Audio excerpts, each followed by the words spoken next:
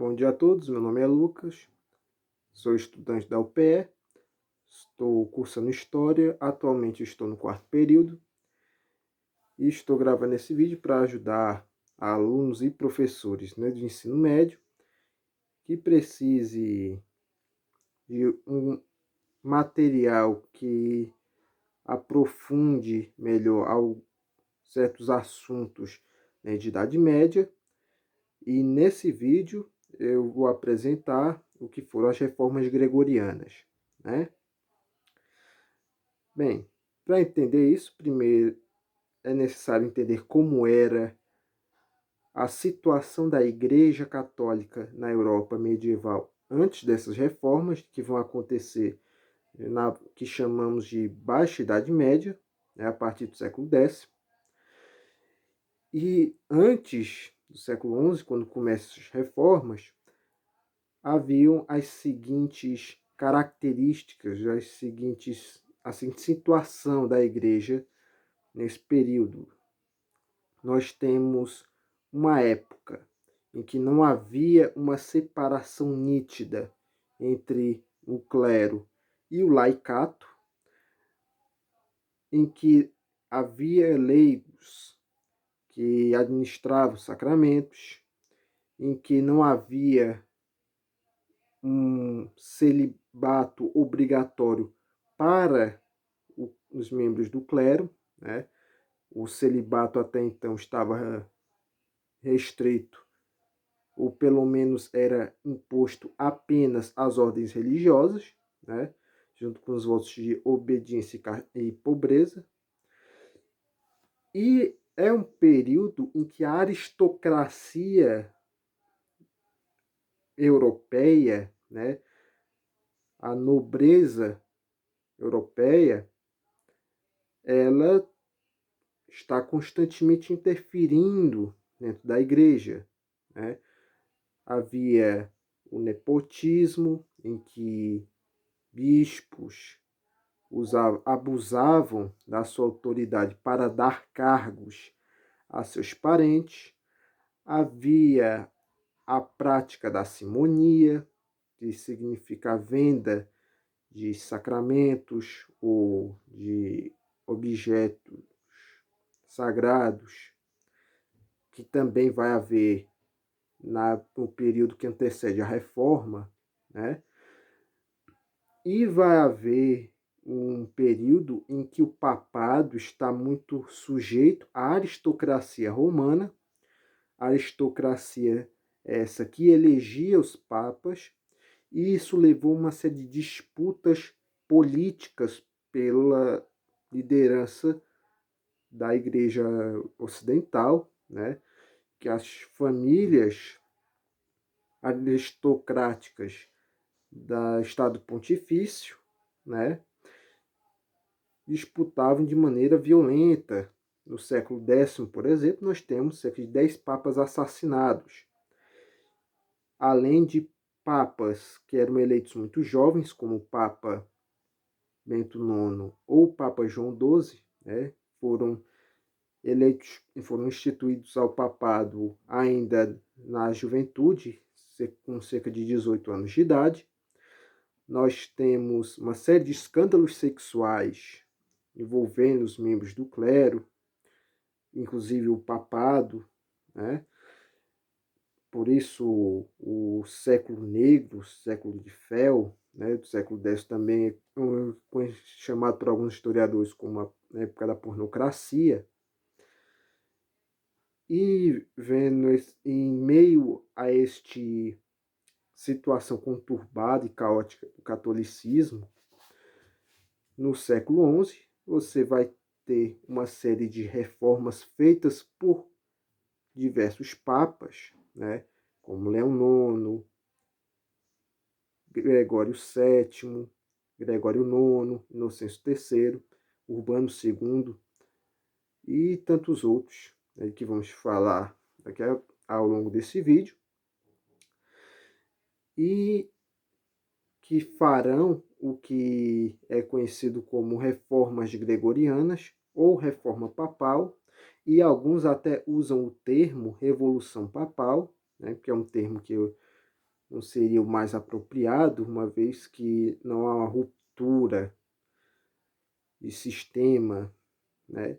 A igreja continua a mesma, só que essa mesma igreja vai ser transformada. Portanto, reformas gregorianas ou reformas papais seriam a expressão mais correta. Em que consistem essas reformas?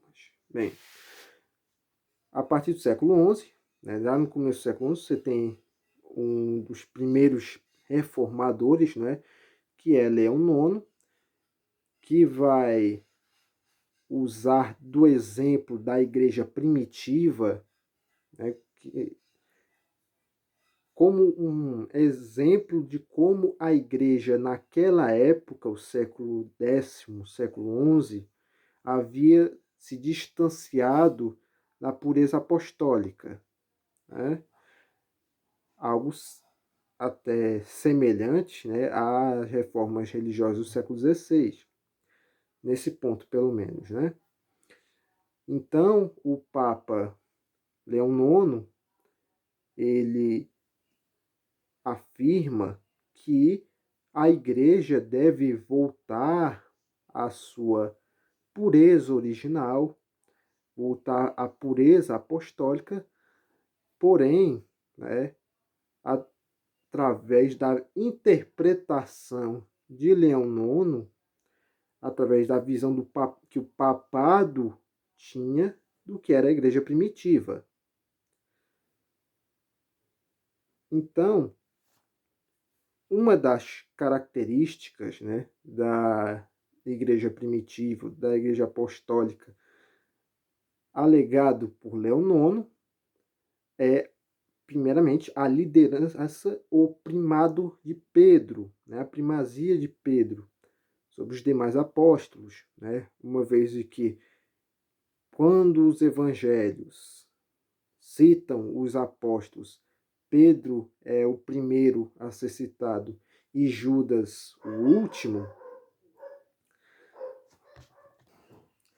Também o fato de Pedro ser o apóstolo mais citado, ser Pedro quem prega o primeiro evangelho no Atos dos Apóstolos, Pedro receber a missão de introduzir os gentios dentro do cristianismo, ser Pedro a fazer o primeiro batismo registrado no Atos dos Apóstolos, além de várias vezes nos evangelhos Pedro falar em nome dos apóstolos, como em Mateus capítulo 16, e principalmente, né, as palavras de Mateus capítulo 16, versículos 18 e 19, né, que para muitos historiadores foi um acréscimo posterior no século IV, onde já começa a estabelecer-se uma doutrina de que o bispo de Roma detém uma importância maior do que os demais bispos, porém é no momento das reformas gregorianas que isso vai tentar se aplicar de fato, né? Através desta interpretação que neste momento a igreja vai ter da Bíblia e do Novo Testamento, os papas, principalmente Leão IX e Gregório VII, ainda no século XI, vão defender como princípio dessas reformas a primazia do papado sobre os demais episcopados, né? Essa primazia do papado sobre os demais bispados vai ser repudiada pelas igrejas orientais, né? Do qual já falamos no vídeo anterior, quando o assunto era o estabelecimento da ortodoxia cristã, né? E com isso vai ser o estopim, né? Além das divergências a respeito da procedência do Espírito Santo e as diferenças culturais, né? Da Igreja Ocidental usar do latim, nos seus ritos e a Igreja Oriental usar o grego como língua oficial dos seus ritos, o momento em que o papado tenta se colocar acima das demais autoridades político e religiosas da época, vai levar definitivamente à ruptura em 1054, né, no evento que nós chamamos de Grande Cisma do Oriente. A partir dessa reforma de que o papado está acima dos demais poderes, né? Pensamento esse que estava muito mais no papel do que na prática, o Papa Gregório VII ele vai partir para outras reformas, estabelecendo o celibato obrigatório do clero, estabelecendo a sacralização do clero, de que apenas o clero tinha autoridade de distribuir os sacramentos, de dar os sacramentos da igreja, de que a pregação deveria ser feita pelos membros do clero, né, a homilia, e com isso o laicato vai perdendo protagonismo, vai se buscar centralizar o protagonismo cada vez mais nas mãos do clero, e os fiéis vão ter uma posição cada vez mais passiva, como de fato a se comportar como um rebanho que deve apenas seguir os caminhos traçados pelo pastoreio da igreja, tendo como pastor maior o bispo de Roma. Né? Nas palavras do Papa Gregório VII, né, não seja considerado católico quem não concordar com a Igreja de Roma. Também vai ser nesse período um combate, né, além de o chamado nicolaísmo, que é a vida sexual do clero, e a simonia, também vai ser combatido o nepotismo e a interferência dos reis dentro da igreja, apesar de que não vai ter muito êxito nessa última questão, né? Esse crescimento de poder do papado, né, que alguns historiadores, né, vão chamar de corporativismo papal, porque para que se aplique para que essa autoridade do Papa seja levado a sério, vai ser necessário haver conversações, negociações. Isso vai gerando um atrito de poder entre o papado e o Sacro Império, certo? O Sacro Império Romano Germânico, que vão em diversos momentos buscar medir forças, né? E vezes com êxito do papado ao excomungar certos imperadores e reis, fazendo com que tais imperadores ou reis perdessem o prestígio e a subordinação do seu exército, e em momentos também, né, que esses papas vão ser presos pelo poder secular e alguns vão chegar a morrer no exílio. Bom, as reformas não vão parar em Gregório VII, né? Vão seguir em alguns sucessores, como por exemplo Urbano II.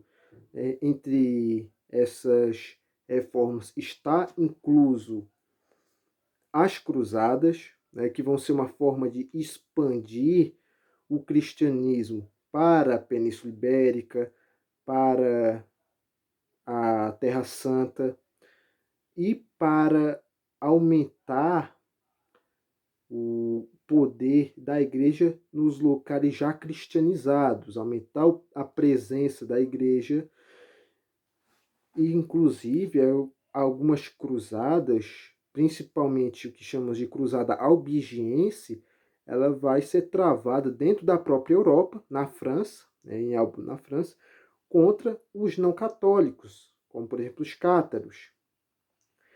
Uma vez que a igreja está tentando tirar o protagonismo do laicato, vários leigos, né, como Pedro Valdo, João Hus e outros, vão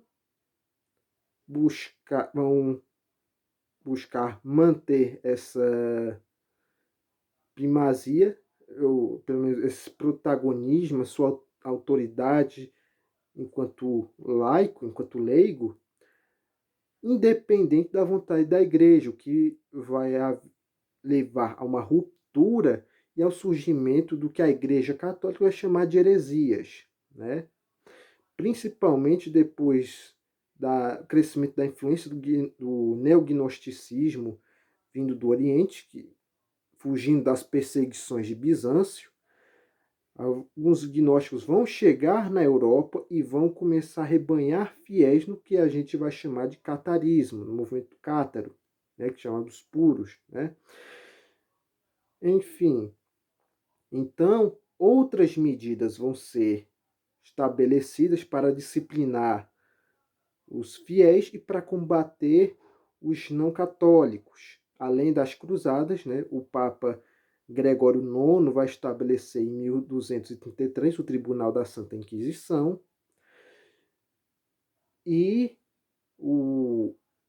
vão ser estabelecidos também formas, né, de tornar mais notório quem é católico e quem é herege. E assim, em 1215, o Papa Gregório IX vai estabelecer o que chamamos de os cinco mandamentos da Igreja.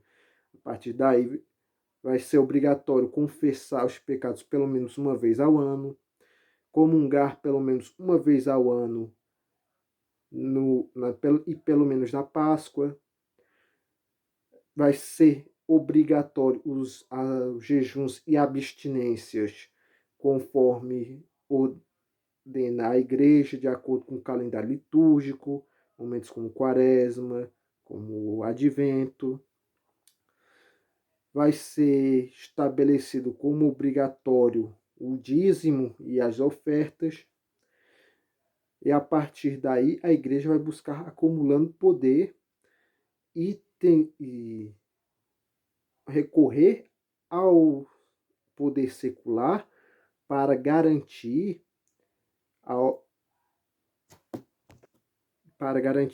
a obediência dos fiéis, né? Com isso, vai ser responsabilidade do Estado a missão de proteger o rebanho das ameaças demoníacas que são os hereges, e isso vai exigir, né, que o Estado tenha essa responsabilidade de eliminar esses hereges, né, através de prisão. Havia a prisão perpétua para delitos que não merecessem a fogueira, mas também havia a pena de morte pela fogueira, raras às vezes enforcamento, mas principalmente, mais famosamente, né, a morte pela fogueira, né?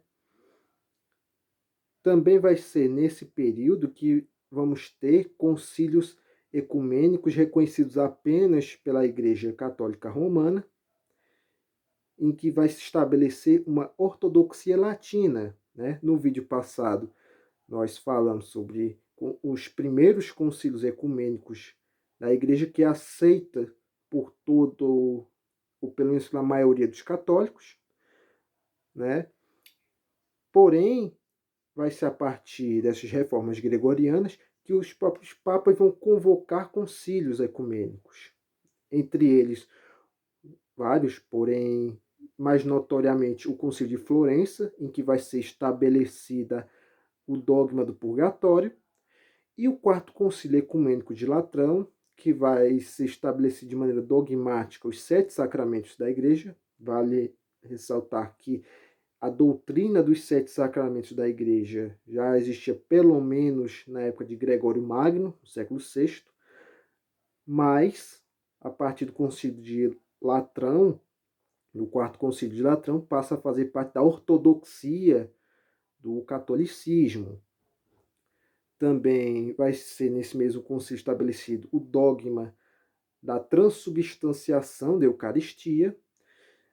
E nesse período também do Papa Inocêncio III, né, juntamente com Gregório IX, foram os papas mais notórios desse período de reformas, né, que vai estar no ápice do poder papal nesse período. O Papa Inocêncio III vai fazer reformas como o reconhecimento da Ordem dos Franciscanos e dos Dominicanos,